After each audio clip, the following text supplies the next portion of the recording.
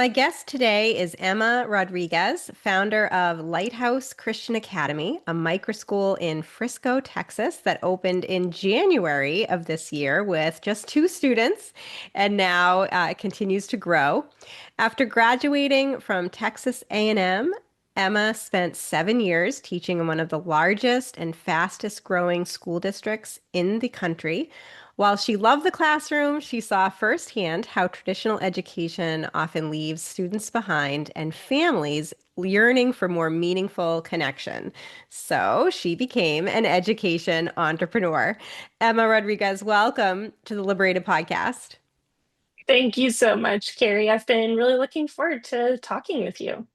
I've been really looking forward to talking with you too. I love hearing founder stories, especially founders like you who were in the traditional system and then decided to go off and create an alternative to that system. So maybe we could start there. Emma, tell us a little bit about what drew you to teaching in the first place, what your experience was like during those 7 years in the public school district.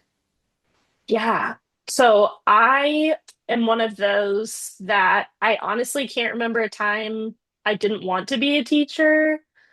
My parents and I love to tell the story of when I was in kindergarten and it was career day. We could pick anything we wanted to be for the day.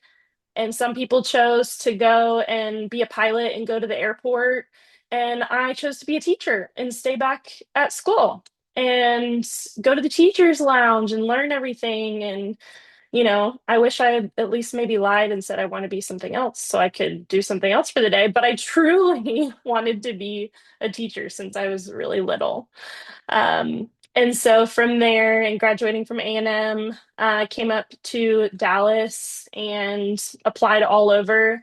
And I ended up working, yeah, in one of the fastest growing, largest cities, suburbs up here in Dallas. And I taught third grade pretty much, yeah, my whole career, my 7 years in working for a large district. I just loved the age. And of course, COVID was kind of smack in the middle of all of Mm, that. So I taught an entire year virtually, but from my empty classroom. mm, Um, and so it was around that time that I started to feel just the weight of not feeling like I could really give kids what they truly needed. And I always have been and will be the teacher that wants every kid's needs to be met. And so having a room full of 20, some years I had upwards of 26. And my last year, I actually had 40 kids with two teachers. And being able to meet their individual needs felt so impossible. And that led me to just really burn out super quickly, which is a popular story amongst us that are leaving the traditional setting. And so I just wanted to provide that kind of education where not only am I meeting every kid's needs, but I get to know the family and I carry that on with them through the years. I wanted that personal connection that I didn't feel like I could have in the traditional setting. So I started dreaming about that in 2020 and then finally was able to launch this past January. so great. So, what was it though about COVID and kind of teaching in that empty classroom remotely that started you thinking about doing something different, right? Because presumably there was the expectation that the students would come back to class. They ultimately did. Hmm. But what was the why was that such a catalyst for you? Hmm. And I think it is for a lot of people too. I feel like COVID was the year when everything shifted for many things, but for education. I think parents started to see into what their kids were learning a little bit more, or they liked the idea of, I could get schoolwork done in a couple hours and then have the rest of the day to play or hang out with my friends. And then teachers started going, wow, the expectations that are being piled on us to make this, what I felt like was a horse and pony show every day to try to engage kids over a screen. Um, I think it just was eye-opening and we were all allowed to just kind of reflect on what we believed in. And so I truly started thinking, what do I want for my future family? Would I want to put my kiddos in this kind of environment? And the answer was no. And so why was I going to stick around and do something that I didn't truly believe in myself? And so starting to prepare for what I truly wanted to provide for my own kids, because I see all my students as my own anyways. So that's Mm. kind of what prompted that at that period of time. So what was that process like then over, I guess, the subsequent 4, 5 years that you were sort of dreaming about opening your own program? What was that idea stage like for you? Right, because obviously there's between the dream and actually happening was several years. Yeah. For one, I was still single and trying to pay rent in an apartment.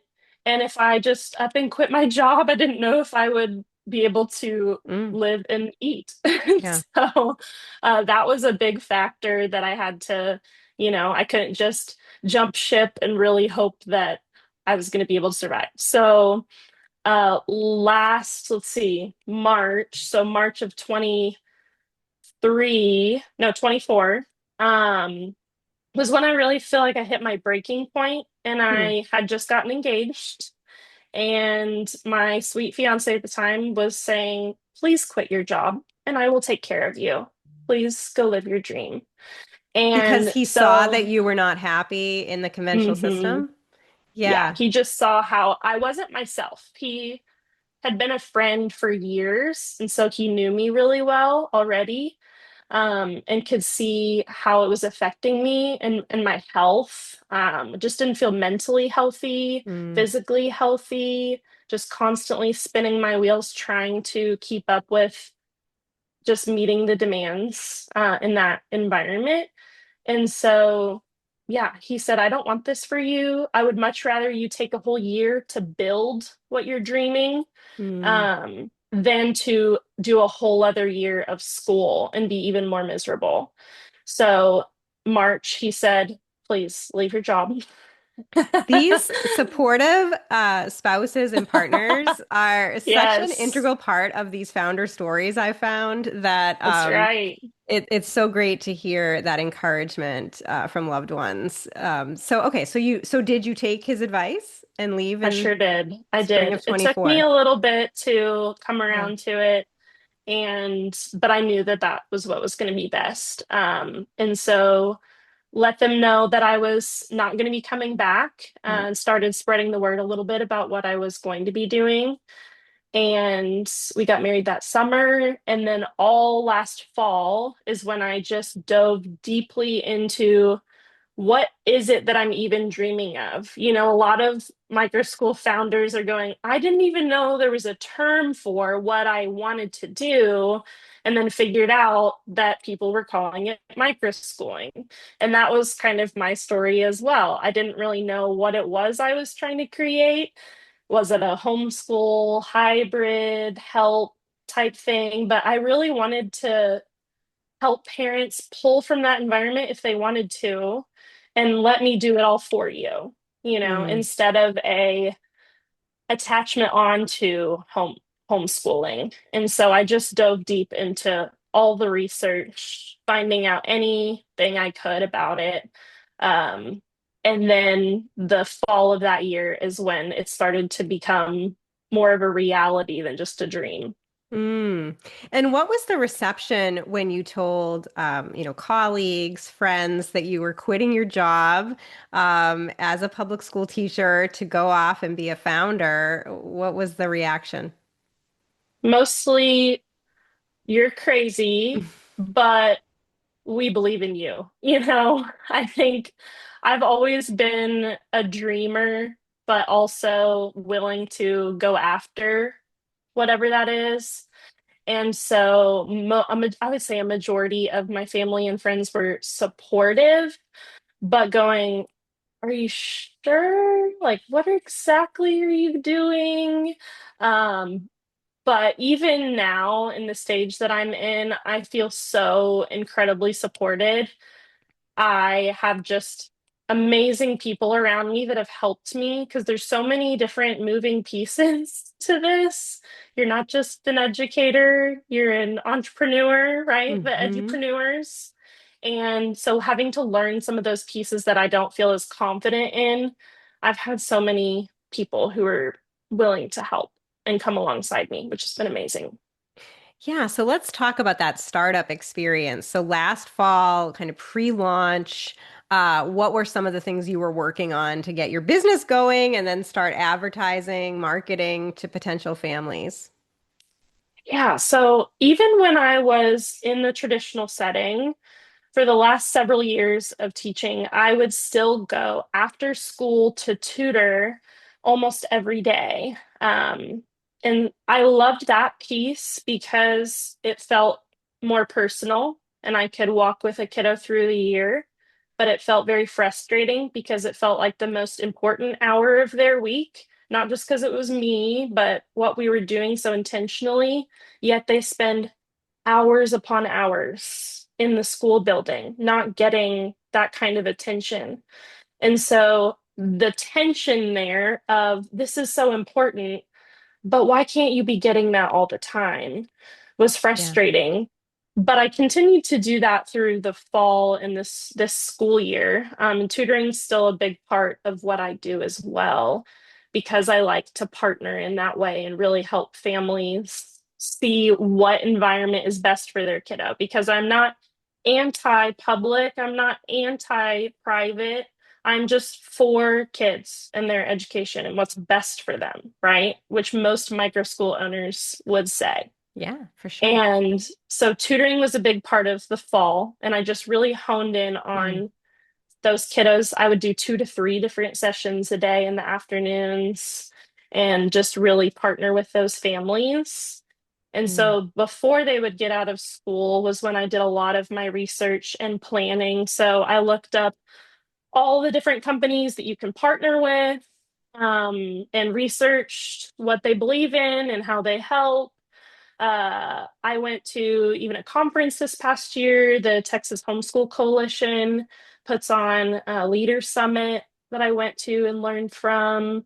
So I just really dove into any resources I could get my hands on. Facebook groups, super helpful. I've joined all of them, I believe, and just have learned so much through connecting with people. If I hear about certain schools, I'll reach out to them and connect just to see what I can learn from others. So it was a deep dive into all the things.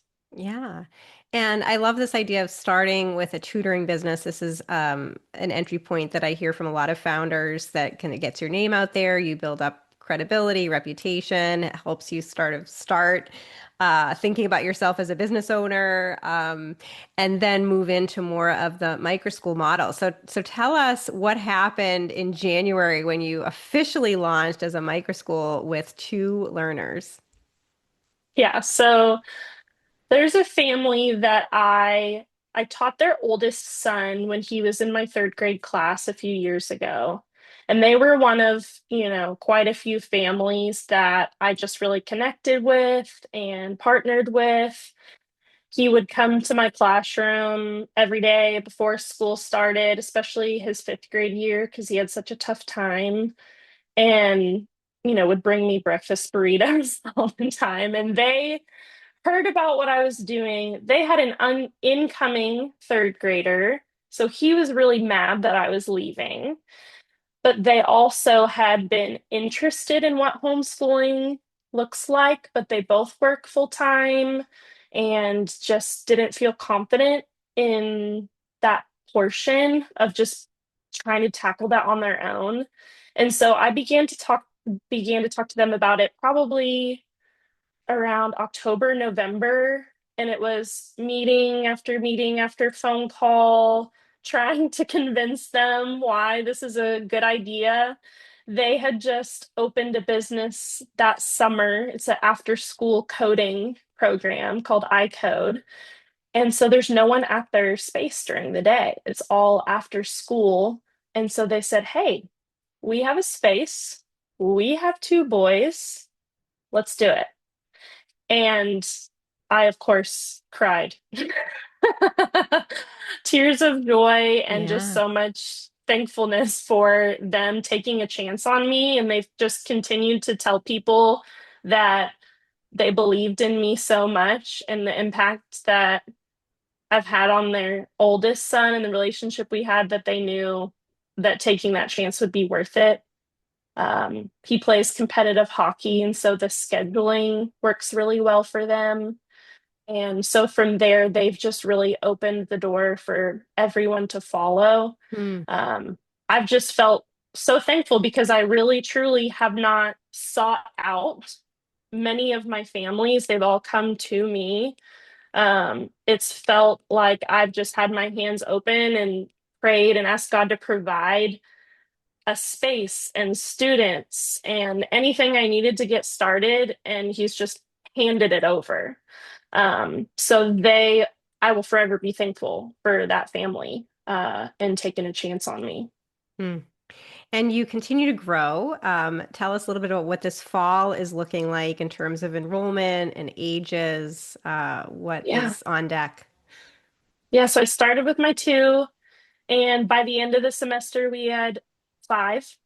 I have seven for sure enrolled for the fall, but it's looking anywhere between 10 to 12, which is incredible. And again, everyone's just kind of come to me. Word of Hmm. mouth, Facebook groups have been a big one.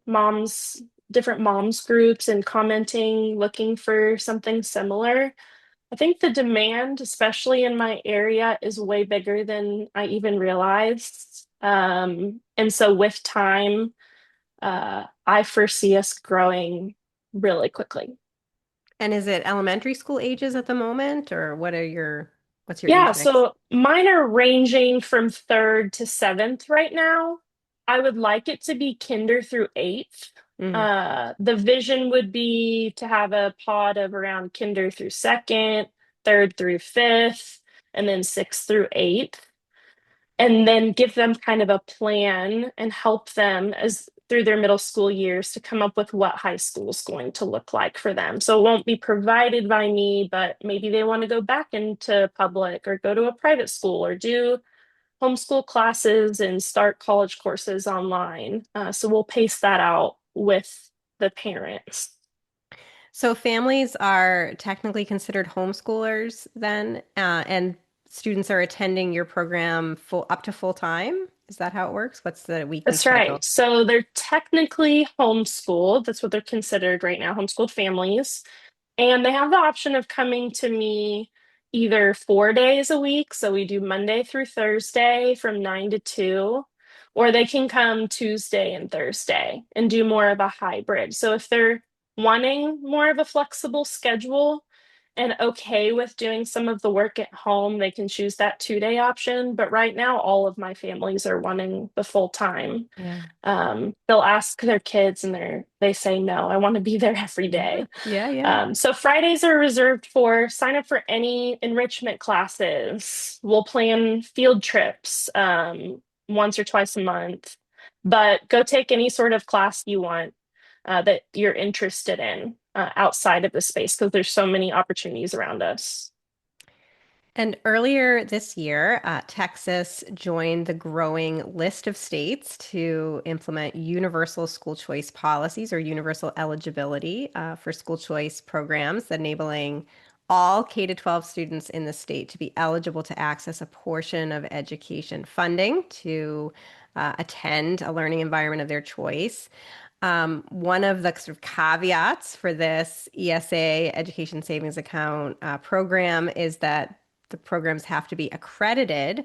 And I know that you looked into a new accrediting option that is being offered through the Middle States Association in partnership with Stand Together to kind of accelerate microschool eligibility for the accreditation pathway. I wonder if you could talk about why you think it's important for you to be able to participate in this school choice program and for the families you serve.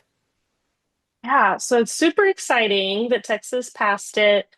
It's been controversial in my area because I think a lot of families are just misinformed on what it truly means to be able to have a universal school Mm, choice. They only really hear voucher from the news, and that means that money goes straight to the school versus this is going to be in the, pockets of parents to choose a vendor, approved vendors to spend it on. And yeah. so it's really exciting. And I think as we get into it, most families will see how beneficial it will be for those that are choosing an alternative school environment. So when I started looking at the numbers, I saw, okay, so if you're homeschooled, considered a homeschooled family, you get around 2,000 is what they're saying per student per year. But that number jumps up exponentially for private Mm, because private schools are obviously way more expensive than if you're buying homeschool curriculum for your kiddo. So it makes sense. But so then where did I fit? Because I'm not quite a private school, but I'm doing way more than just buying a few books for my kiddos to do homeschool curriculum. And so where do micro schools fit in there? And I had the opportunity through Middle States to apply for it's their very first time doing this, called Next Gen. And they're giving accreditation to schools like mine so that we can be considered a private school and receive those same private school funds. So it's really exciting. I applied and was accepted into that first cohort. And so we'll be walking through a self-study, and then I'll have a couple of people from the team come out to visit my school this fall. And then by November, we should have accreditation, which is awesome and exciting. And it could come with some bumps in the road because this is the first time Texas has passed the school choice funds. This is also the first time Middle States is doing this, but I'm excited to be part of what's new and exciting.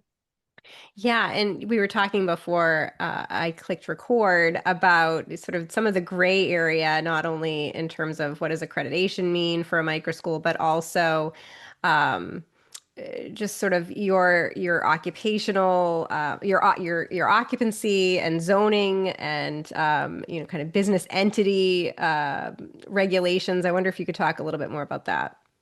Yeah, Carrie, that's the piece that I have not felt as confident in as an edupreneur. I can talk to you all day about my school, as you can tell. I can share the vision. I can tell you about my families and what we're doing. But the business side, the financial pieces, the figuring out where's going to be the best option for us has been very tricky. Hmm. And I think that piece scares a lot of micro school founders away. Um, and so, in saying that it's difficult, it's still worth it. I've had so many different resources given to me to be able to help, and people who have come alongside me to walk me through what it looks like to form a 5-year financial projections spreadsheet, to walk through what the numbers should look like. And so I don't want micro school founders or interested founders to be scared away by that piece, because Yeah. it's hard, but it's definitely worth it. And one of the things I'm trying to figure out is, okay, if I am an accredited private school, can I be called a school and also be in a leased space? Because Hmm. with that, the building codes, there's just so many requirements that come with being a school versus a learning center. Right. So operating as a learning center, which is really what I'm doing as far as all the different things I'll provide with not only my micro school, but after school tutoring, maybe being able to open up that space for different classes. If someone comes in to host an art class or a science or STEM class. And so navigating those pieces, I am learning a lot. I did not get a business minor or real estate. degree, like Hmm. licensing. But I'm learning all of those pieces, and it's fun. It really is fun. Well, it's probably not quite as fun as the curriculum and the day-to-day teaching experience that you have. I wonder if you could share a little bit about your educational philosophy and approach. What's the classroom experience like? Yeah. So sorry, my assistant's gonna join here. Um, so what I think is different about my school than what is being offered around me as far as my educational philosophies, a lot of schools around me run classical models, which is great. And there's a demand for that, Hmm. a need for that. I believe that putting pencil to paper is super important for kids still. Um, let's not eliminate the technology piece completely, but let's not eliminate pencil to paper either. And so I have a really good blend of kiddos learning through technology so that they can be really personalized and pencil to paper, let's work out your math problems in an actual journal and let's do handwriting in an actual workbook. So what I think sets me apart in that way is I'm kind of a blend of this push towards AI, technology, personalized learning, but also back to the basics. So I'm not sure what the term is for that, but maybe we can come up with one. A fusion, right? Yeah. And you're also faith-based, Emma, and that's Mhm. also something that you're finding a lot of demand for as well in your community. Absolutely. Yeah. And what's, I think, special about that is obviously I do not turn away families if they don't consider themselves Christian or following that belief. And so I do have some families who consider themselves, not Christians or not as involved maybe as others. And so I don't push away any families, but it's so cool to see how I can now integrate both faith and education, mostly in terms of just allowing kids to see themselves for being loved fully, through me, obviously, but then pointing them to God's love for them, just who they're at, what their identity is in general, um, and how they were made and created, and what may seem from what they've experienced as I'm not good at math or I'm not good at this. Instead, highlighting how God created them and really celebrating that with them. Or if we're having an argument on the playground or something's going on, conflict, we can actually walk through and talk about, here's maybe where you went wrong. But guess what? I still love you. God still loves you. We all still love you. You're forgiven. There's just so much that has been opened up in what I'm able to talk about with them that I was not able to do in the traditional setting when I wanted to so many times. Hmm. I felt that fear that was instilled early on of the separation there and was always so fearful of, saying the wrong thing or imposing too much, but still wanting to share my light with the world, which is how I came up with the name of my school as well. I just kept getting that picture of a lighthouse, and how lighthouses direct lost ships to shore. And I do feel like that's my school because so many of my kids are coming to me going, I don't fit in some way here. I don't feel like I fit the narrative. Maybe it's they have a lot of academic struggles, behavioral struggles, social, whatever that looks like. And this isn't working for me and my family. And so being directed back to shore and back to who they truly are. And then our verse is Matthew 5:16 that says, in the same way, let your light shine before others so they may see your good works and glorify your Father in heaven. And so we say that every morning before school. We do daily affirmations, just to continue to reiterate in them what's important and how loved they are and how they're made uniquely. Mm, so nice. I want to loop back to something you said earlier, Emma, which was that in the spring of 2024, when your then fiance urged you to leave your job, you were saying that he was noticing and you were feeling that that things weren't going well. That you said you felt sort of physically and emotionally drained from the experience in a conventional school. How do you feel now? Very different. I was just telling one of my families yesterday, we hung out as a school at a trampoline park. And, I told her usually around this time, mid-July, when everything starts coming out at the Target dollar spot, and you're like maybe getting excited for the year Hmm. for some new kids, but there's also that terror way down in your gut of, oh no, I have to go back already. I don't feel like I've truly actually rested enough. And having to start preparing yourself for going back to school. And I told her, I just don't feel like that. And it's been that way since I started in January, that I Hmm. genuinely wake up every day excited to go to school versus I would drag myself out the door in the mornings previously and have to be at school by 7 a.m. and get home after tutoring at 6 p.m. and just feeling exhausted versus now we don't start our school day until 9. So I wake up and have a slower morning. That's been one of my kids and family's greatest feedback is they love their slow mornings now. Mm. Or they'll come a little bit early to just hang out and chat with me. Um, and so I just, yeah, the difference in my excitement and just genuine um, love for what I'm doing is night and day. Mm. Ah, I love that. So inspiring.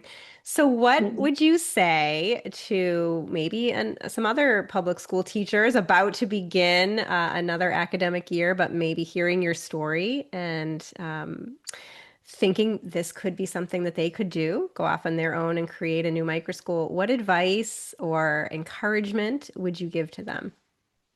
Absolutely. There are so many awesome resources out there now that are just continuing to grow and grow, to be able to help with the things that you're fearful of. You know, um, I think it's definitely this piece of we're so scared of the unknown as humans, and depending on your personality type as well, of just all the worst case scenarios or just not knowing where things are headed. Um, and I think my faith is a big part of that, of just having to truly keep my hands open to what God will do and how He'll provide. Uh, but I've just been blown away with how much help I've received in this. I'm not alone in this. And that's what many people I think might be afraid of is if I do that, will I make any money? Where I'm going to do it? Where are the kids? There's so many unknowns and question marks. But here I am a few months in, and almost all those things that I was fearful of have been provided. And I've been given so many different resources and help in that. And there's so many people to connect with. I found Prenda in February of this year, wishing I had found them in the fall when I was doing my research last year, Mm. because what I was trying to create on my own through Prenda, it was just handed to me. So I've loved being with them. Right. They've provided a lot of my curriculum and just so much support. They were the ones that I feel like I was trying to fit all these pieces together, and by working with them, I was able to get immediate help, people on Zoom who would hop on with me and just walk through setting things up and walk through situations, connect me to people and resources, and then also just the platform for my students, connecting with other micro schools. But there's so many out there that are so helpful. And I know you've had many different people from all kinds of partners like that. Um, but Prenda's awesome. I'm an advocate of them. Prenda is awesome. I'm a super fan of theirs. It's prenda.com if listeners and viewers want to check them out to start a micro school. Great resource. And to your point, you don't have to go it alone. I think that's one of the really exciting things right now about the micro school movement is that there's so many network effects that we're seeing. And all the benefits that come from that with founders like you being able to connect with other founders and other resources, support families also being able to see in other families the results of microschooling and alternative education models and feeling more confident in being able to choose that. And of course, school choice policies being expanded to make these models more financially accessible. So, such an exciting time. Emma, if my listeners and viewers want to connect with you, learn more about Lighthouse Christian Academy, follow your founder journey, what is the best way for them to do that? Yeah, so I would say I use Instagram and Facebook the most. And my handle on that one is Lighthouse Christian TX. And then my website is lighthouselearningtx.org. So yeah, I'd love anyone who's just even interested in what microschooling is, happy to talk with anybody who is just starting as somebody who's just one step ahead, uh, or in the area or is in Texas. I would love to connect with other Texas micro school owners, because I think that that's going to be a growing population here in the next few years. Mm, I agree. And so kind of you to encourage others to reach out to you. I look forward to following along as you continue to expand this year and beyond. And Emma Rodriguez, thank you so much for being on the Liberated podcast. Thank you, Carrie. You're amazing.